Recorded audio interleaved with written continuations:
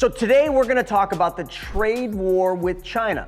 We're going to talk about made in America, but there is some confusion about Trump's stance on the trade war and about Trump's stance on tariffs. I think there's really some confusion, and maybe I'm confused. I mean, come on, guys. Of course it's inflationary. Tariffs have always been inflationary. Are they racist? Maybe. I mean, it's truly out of control. Trump's stance, I mean, is it just gonna make it worse? Is it gonna be disastrous? So in today's episode, we're gonna uncover what the trade war with China is all about and what Trump's stance on tariffs actually means for all of us here in the US. And we're gonna talk about the disastrous effect of these tariffs. My name's Chris Naugle. This is What Now? What's next for the US and China?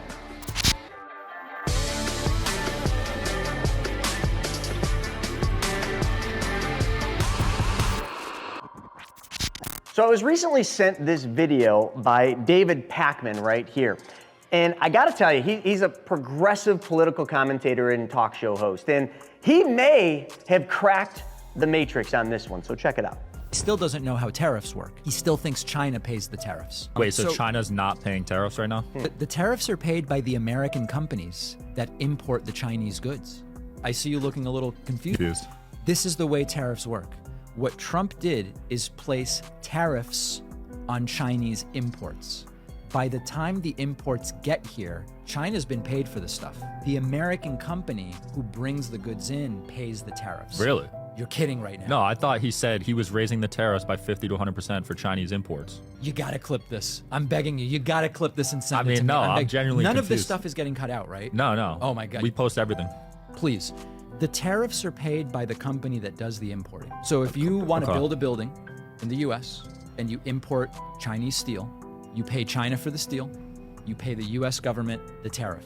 This is why it's inflationary. Economists have looked at Trump's tariff proposal and said it would make stuff more expensive for Americans by adding the cost of the tariffs to the total cost of production. So that's the way tariffs work. A lot of people don't seem to know how tariffs work, which is sad because this is how people end up getting sucked into Trump's vortex. He says something that sounds good. I'm gonna punish China with tariffs. Sounds good, you know, Chinese tariffs.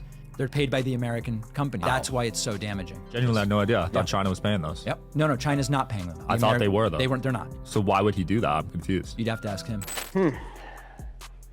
Makes a point, doesn't he? I mean, are all of us Trumpsters confused by what he's saying? I mean, Trump did say he was gonna tax the Chinese and hurt the Chinese, but this guy's saying that we're the ones taking the burden. It's gonna cost us more. Goods and services are gonna be more because the tariffs are paid by the US companies. I mean, Trump, why are you doing this? Like, we don't need the price of goods to go up more than they already are. I mean, come on, the trade war's gotta stop. We gotta just let China's goods come into the country. You guys are kidding me right now, right? You're seriously buying into this?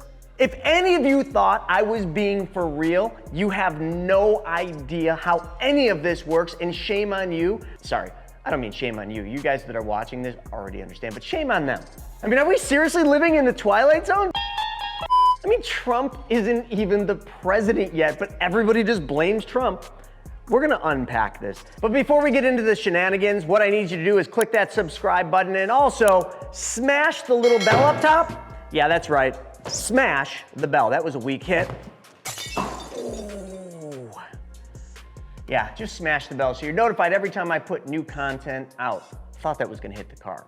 Now, I just want all of you to know, I very much appreciate China's rich history. I mean, they've been around a lot longer than the US, and it's hard for me to not appreciate the roots. What we're specifically gonna dive into today is not China and its rich history and the dynasty. We're gonna talk about the CCP, the Chinese Communist Party, and specifically its trade war on the US. So real quick, let's just look at the trade war and where it started. I found some good articles like this one on BBC. If you go in here, it really talks about the world's two largest economies. And if by now you don't know, it's the US and China. And China's been making up a lot of ground recently, largely because of the US helping them, but we're not gonna go into that. So let's just talk a little bit about where this is. We're talking about tariffs to the tune of billions of dollars. Essentially, what Trump looked at is he said the trade deals between the two countries, US and China, were just not fair. He looked at the imports and exports. Pretty simple, right? How many imports do we have coming in versus how many exports do we have going out, specifically to China? And if you look at this article right here, Trade War, US trade battle in charts, it's very easy to see where we're at. Check this out. So you can kind of look at this, that the trade with China has drastically changed, and it's really changed in the last 30 years. Take a look at this right now. In 2018, the trade deficit between imports and exports in the US and China is $419 billion. Do you understand what that means? That means that we import a lot more than we export to China. Why is that? Is that because China's just got so much better goods? Maybe some argument to that, but really it's because China doesn't want our shit. China wants to sell us their stuff, and because of the trade war, and because it's so easy for China to sell us goods and services, at least it was, well, because of that, look what happened. China was just sending boatloads, no pun intended there, of goods and services here to the US, and we were eating it up.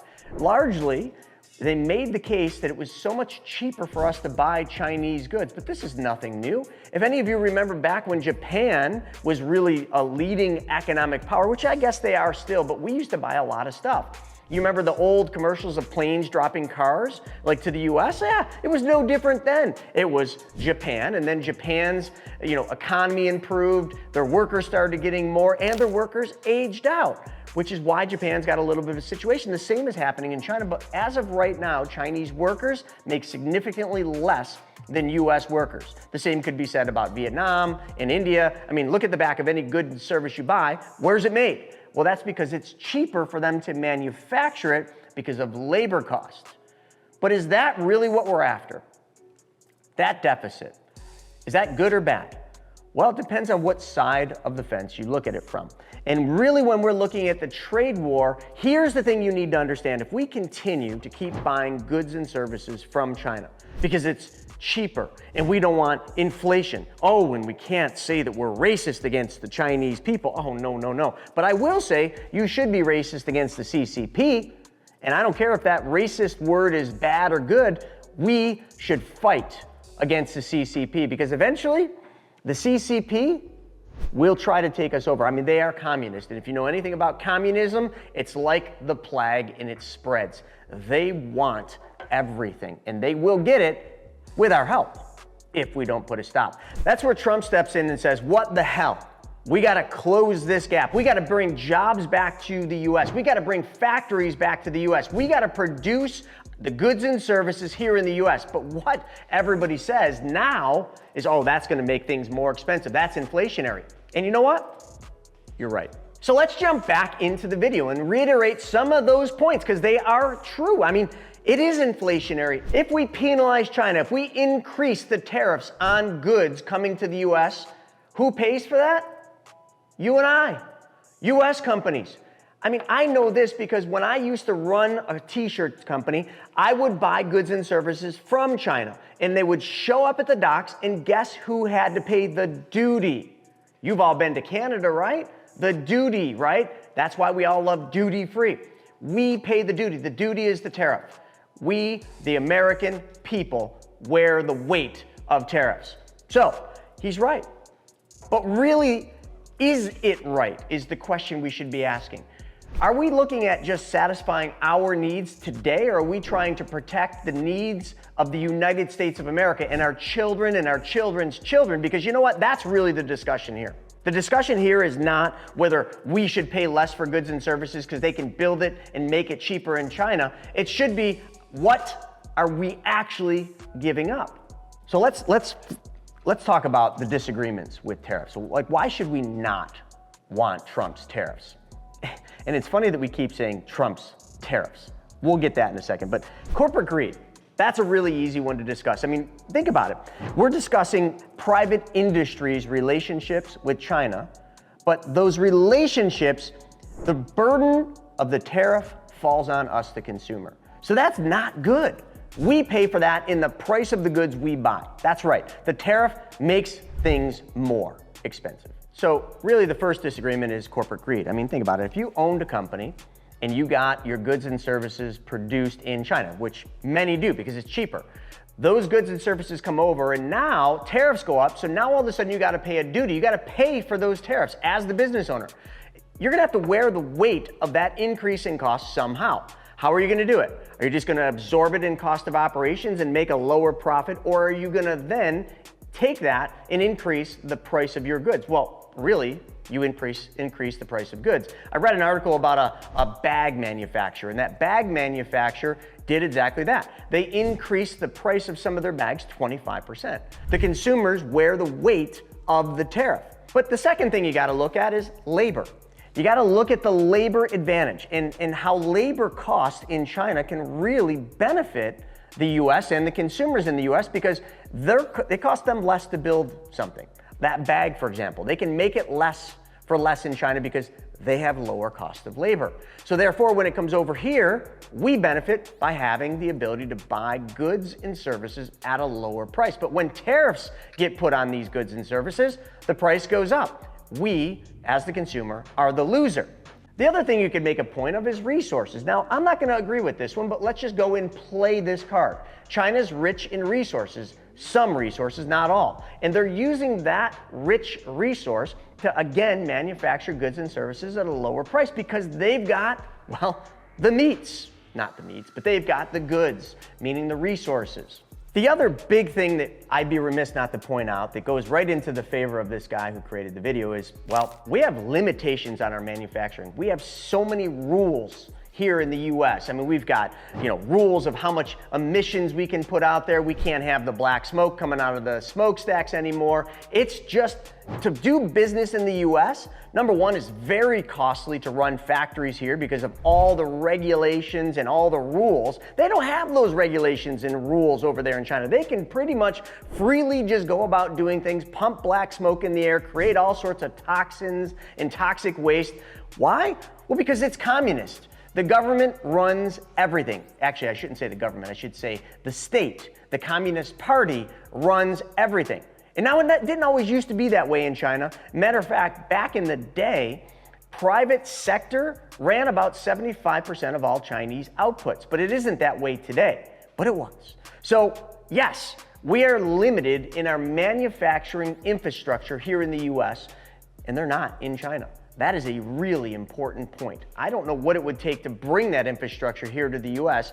It would take companies coming back on US soil, being incentivized to do that, and also being able to produce the goods and services at a price that they can do in China. And I don't know if that's exactly possible, but Trump seems to think it is. So let's go with that. But like I mentioned a second ago, one of the things we really have to look at is the trade deficit. The trade deficit. In 2018, it was $419 billion. We literally imported $419 billion more in goods and services than we exported to China. I just mentioned 2018. Look at 2023, $448 billion deficit. So we're going the wrong direction. And if any of you follow Ray Dalio like I do, you can watch his video and you will see where this is going. China will take over. I will make one point that when Trump was president, and everybody seems to point blame on him for everything when he's not even president, but when he was, there was a slight drop in that deficit. But then when Biden came back in, it shot back up. Now there's a lot of factors that play into that, so let's not dive into that rabbit hole, but let's keep going here. So here's an interesting article by the New York Times, how Biden's trade war with China differs from Trump's. The president is trying the targeted approach. So Biden, what he's doing is he's adopting and using a lot of the Trump tariffs, but he's doing it in more of a, kind of think of it as a sniper approach, where he's targeting just clean energy and EVs. This is an interesting thing, as you can see. President Biden has notably decided not to roll back any of the original tariffs that his predecessor Trump imposed on Chinese products. Former President Trump pledged new efforts to sever trade between the US and China if he's elected for a second term. Now, coming over here to Joe Biden, when he ran the White House, well, I guess he still does, some would argue.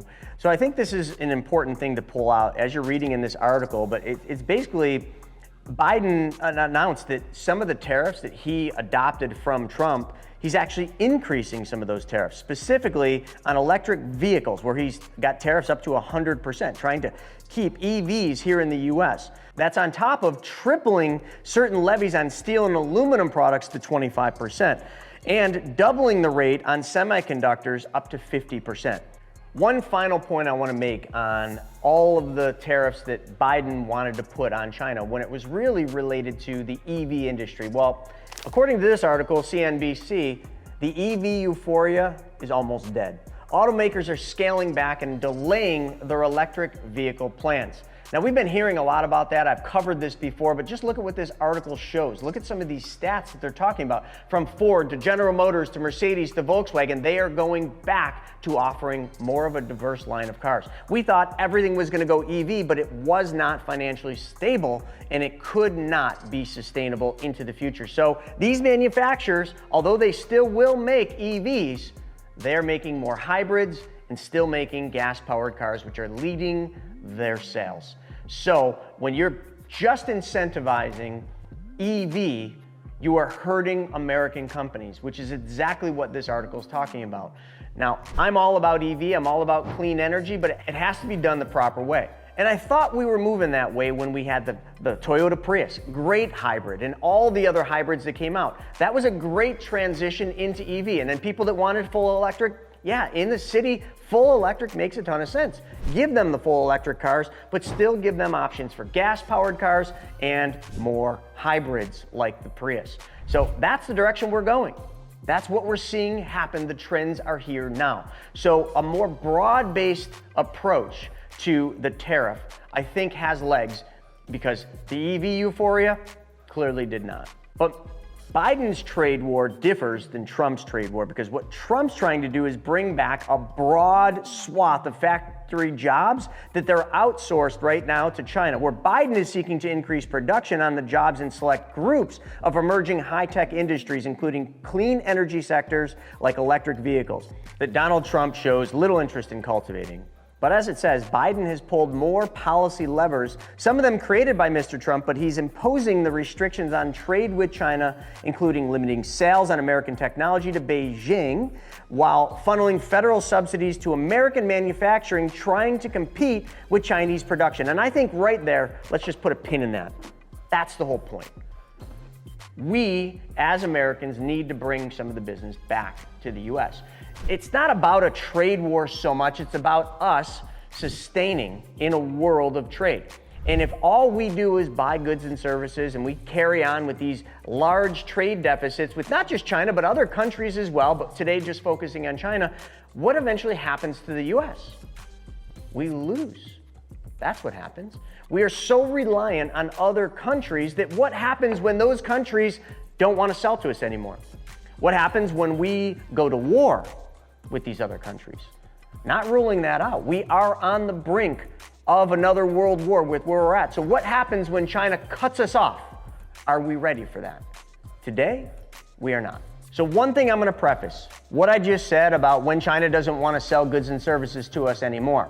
We already have case study of that. COVID-19. When the world shut down, China shut down hard. Their factories closed. We were not able to import as many goods and services from China simply because of the world shutdown. How did that feel? What did that do? Well, just look. It rose, the prices of everything went up. There was a massive imbalance between supply and demand. Listen, like, I'm bringing up COVID-19 and what happened there because we've already felt that. What happens if we go to war with China? And I don't think a war with China in today's times involves rockets and guns. I'm not ruling it out, but today's war with China is they can beat us without ever firing a shot, and that's scary. They just cut off production of goods and services to the US. They make it so that we can't survive because they won't sell us their goods. Now, I'm not saying, again, that's gonna happen, but just imagine if it did. We would be crippled because we have outsourced so much of the things we need to live day in and day out, so much of the things we need for transportation, for our industry, and even, I hate to say this, for our military. So much of that comes from China. That's a scary thought. It really is. So in that video, if you remember, he was saying, why would Trump do this? Why would Trump penalize and punish the American citizens that rely on these goods that are cheaper? Well, we talked about the disadvantages of tariffs, but let's just talk about some of the positives of tariffs. Number one, and almost most important, it benefits domestic business. It emphasizes how we need to bring business back to the US. This is something that I think both parties, Democrats and Republicans, both agree with. We need to bring business back to the US. But to do that, how do we incentivize that? Well, that's what tariffs would do. Tariffs would encourage businesses to move and invest in the US, not outside of the US. We've actually seen this happen.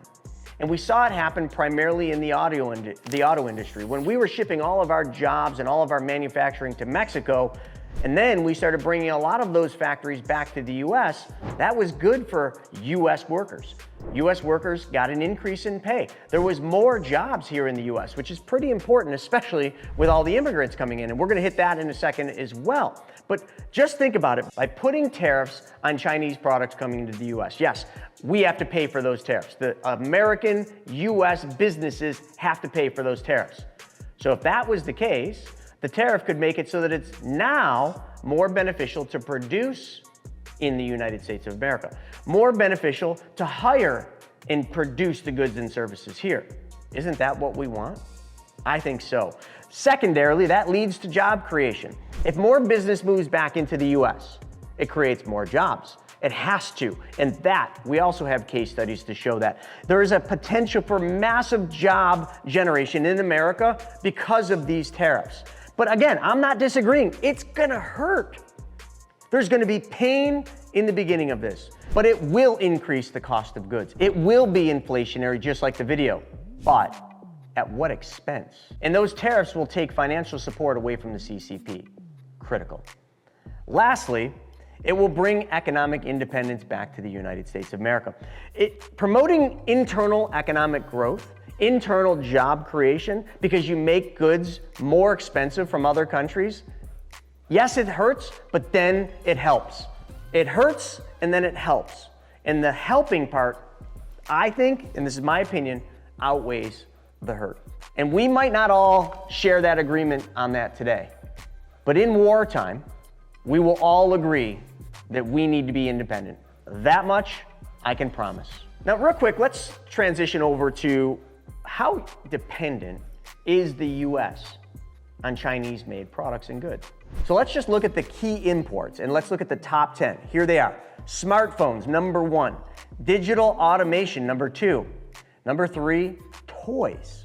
Number 4, video games. Number 5, machines that transmit and convert and receive voices. Number 6, lithium batteries. Ding, ding, ding. Hang on a second. Lithium batteries. Hey everybody, lithium batteries, isn't that what's used in electric cars? Sorry, I didn't mean to rub salt in the wound. Number 7, monitors. Number 8, pre-dosed medications. Number 9, computer accessories. And number 10, all plastic items. Every one of us have these goods and services in our homes.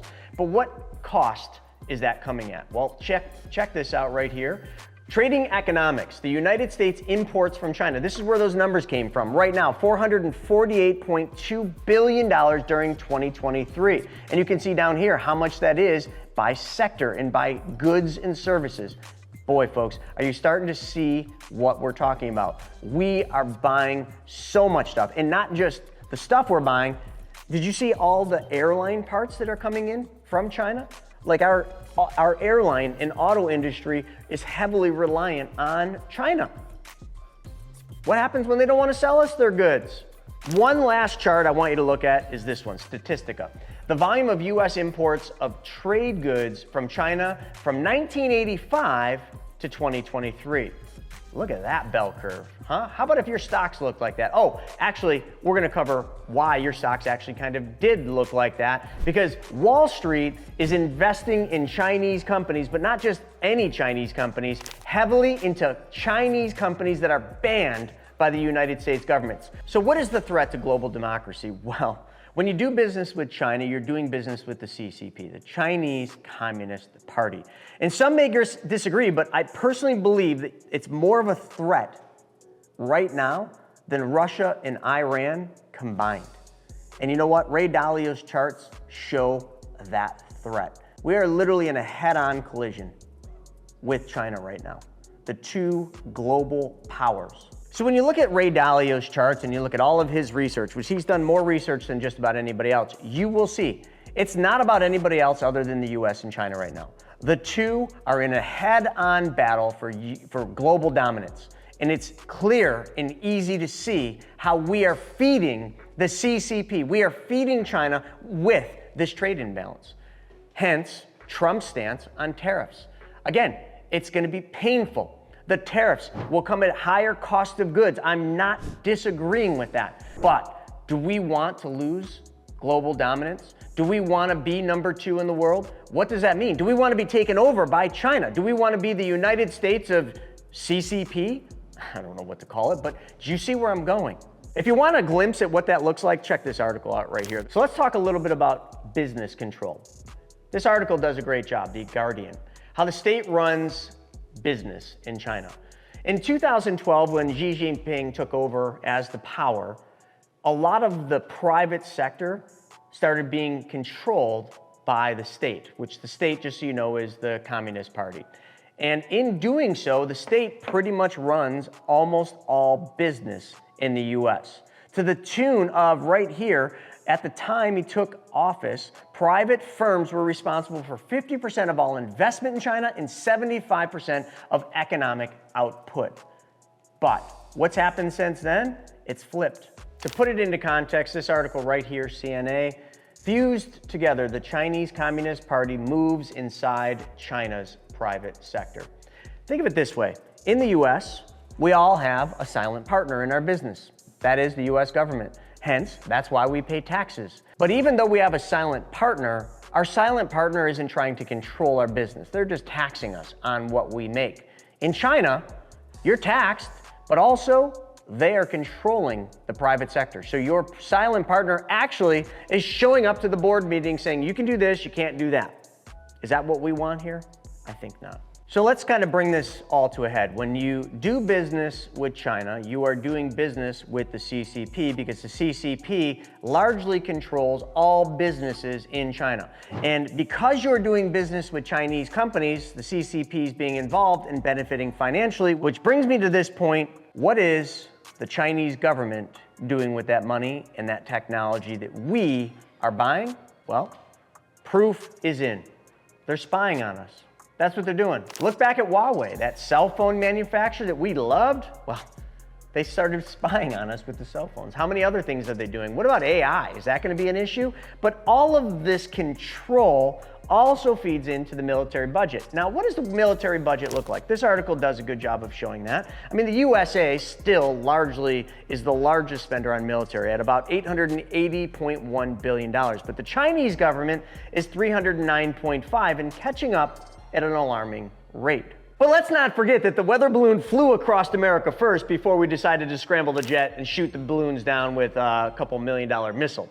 But I'd be failed to mention that that balloon was sponsored largely by you buying Chinese products, which is the point I'm trying to make. If we are buying Chinese products, we are supporting the CCP. We are supporting the growing military spending. We are supporting the spying, which we all know is happening. But what we are also supporting, and I hit this earlier, and I want to bring it back, Chinese environmental impact. You know, I always find it funny when there's so much emphasis put on the US and pollution in the US and Green New Deal and the green energy here in the US. Do you realize that the US isn't really the biggest problem? We might be the world power and the largest economy, but we put out less emissions in carbon than China does. And China's not as big as we are. So when we are buying goods and services, yes, they're cheaper, they are polluting. Here's the proof. Check this article out right here. So we happen to find this article right here. It's called IQ Air, and it shows the largest polluters by country and region. Now, this is really quite surprising. Bangladesh Wouldn't even show up on my radar, but they are the biggest polluters. Look at that. They only have a population of 169 million, and they lead the polls, followed by Pakistan, followed by India. No surprise there. India's number 3, but Iraq is number 6. United Arab Emirates is number 7. Nepal, Egypt, Democratic Republic of Congo. That's a bizarre one. But when we come down here, all I'm trying to point out is that China is way above the US. Now, I know China's not the worst, but where is the US? Oh, there we are. We're number 102. So when we are supporting Chinese companies, we are feeding into pollution. Stop the nonsense about the US and all these regulations and how we need to drive EV. I agree, like it helps. But listen, where's the problem? I don't know. Bangladesh, but China. We buy so much from China and India, and they are large polluters. Like, wake up and smell the pollution in China. It's a lot worse than it is here in the US. And while you're at it, buy US coffee. Now, folks, I'm gonna bring it back to this article right here when we talk about surveillance and espionage. CBS News report. Now, you can read this whole article, but it talks about global intelligence leaders warn against Chinese technology theft. Make no two ways about it. I think everybody that's watching this video knows that China steals our technology. They do. They find the technology, they steal it, and then they reproduce it. But here's a very interesting thing in this article, and all I want you to do is just read this one thing. There is no country that presents a broader, more comprehensive threat to our ideas, our innovations, our economic security, and ultimately our national security. None other than the Chinese government. Right there. That's all you need to know. Nothing when it comes to surveillance and espionage and theft is more important than that statement. Well, maybe Wall Street's more important. So there was an interesting report right here about investing in CCP companies. I mean, none of you want to invest your money in your 401k into the CCP, do you? You want to give your invested dollars over to the CCP so they can buy more weaponry and find ways to steal more of our technology? No. But do you even know if you're doing that? Well, you actually don't. But this article right here talks all about that. And right here in Industry Week, it says, why is Wall Street doing business with China? Well, Wall Street's not doing business with China, are they? Yeah, not only that, they have invested $6.54 billion in 63 companies that are flagged by the US government for advancing Chinese military capabilities and supporting human rights abuses.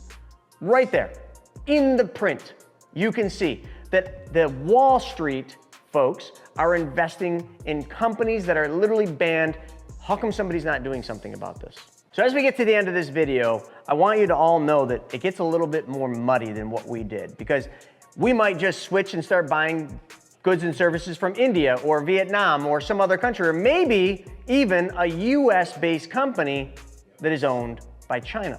You see, that's the threat. We keep allowing China to buy land in the US, farmland. So our goods, the most important goods we consume, which is food, might be produced by Chinese companies. So I'm just opening Pandora's box here. We really need to look at this a lot bigger than just tariffs. We need to look at this like this could be the end of the line for the United States of America as we know it. If we keep allowing China to run over us, buy our land here in this country, run businesses here in this country, we will lose this battle. We got to draw the line in the sand, and we got to say, I'm willing to take a little pain now to protect what we know as the United States of America, the freedom that we've grown up at, because that's what's at stake, folks. What is the feasibility of the United States of America being truly independent? That's a really good question. One that I don't know if I have an answer, but I did find an article, and here it is. The Information Technology and Innovation Foundation. Wake up, America. China is overtaking the United States in innovation capacity. In this article, I do just want to hit a couple things right here. The key takeaways. China is positioned to evolve from an imitator to an innovator. Following a path blazed by its Asian tiger neighbors, it has already shown itself capable of leading the world in a number of advanced technologies such as supercomputers and high-speed rails. China's potential for innovation threatens the market share of the United States and allied nations in a high value-added advanced industries which are important to the U.S. prosperity and security. In 2010, China's innovation and advanced industry capabilities were approximately 58% of the U.S. capabilities on a proportionate basis, accounting for size of its economy, population, etc., and 78% of U.S. output in absolute terms. By 2020, China's innovation and advanced industry capabilities increased by roughly 75% of U.S. capabilities on a proportionate basis. China made notable progress in most of its innovation indicators. The Information Technology, the Innovation Foundation, examined by each indicator group, which is the greatest progress coming in the innovation output. So in summary, how do we stop China's advance? How do we stop China from literally being 100%? It's simple. We stop buying their goods and services. We start buying goods and services produced in the US. Is it a foolproof solution? No, because again, I told you, China's buying our land here and creating companies here in the US, but it's a good start in the right direction. These tariffs, although they will hurt, they will be inflationary. Yes, maybe even a little racist. They will create goods and services that cost us more. But what are you willing to give up to protect the United States of America and what we know as the land of the free? Well, a couple bucks would be a good start in moving business back to the US and will allow the United States to be what it was after World War II. But we should not wait to go through World War III to determine whether or not we're going to be able to maintain this status, because right now we could start the process. And that's what Trump is trying to do with these tariffs. But Biden is in the same boat. Will Kamala follow suit? That's the question. We have an election in a couple weeks. This whole thing isn't a partisan issue like the media wants to make it. It's Democrats versus Republican. It's Kamala versus Trump. No, because this is really a bipartisan situation. And again, I mentioned that Biden is continuing to use the tariffs put in place by Trump when he was president, indicating a bipartisan recognition of the trade issue. It's silly to just be political theater, because that's what it is. It's just finger pointing to one party, when both parties clearly understand the problem, are identifying and addressing the problem, maybe in different ways, but they're both fighting for the same cause. And that cause is trade war. I encourage all of you to do your own research and stop relying on the media to tell you that it's all the orange man's fault. All of this is the orange man's fault, is what the media wants to tell you. Dig into it like we have. Find the articles that support this. And understand, both parties are a lot more aligned than we actually think. Do you remember Vance and Walz's debate? One of the best debates ever, in my opinion. And what did it all show us? There's a lot more commonality between the two parties than the media ever wants us to think. It's just not good political theater. So folks, go out there, do your own research, but let's take back America. Let's make America great again. And I love how some folks want to say, Magna, that's bad. Making America great again is bad? Flying an American flag is bad? Being patriotic is bad? Bullshit. Both Democrats and Republicans both want the same thing. The media is the only divide. And last but not least, make sure you're buying American-made products. With that being said, thanks for joining me for this episode of What Now? What's next? Between China and the US. Hey, if you like this video, check this one out right here. What does a Kamala presidency look like for your finances?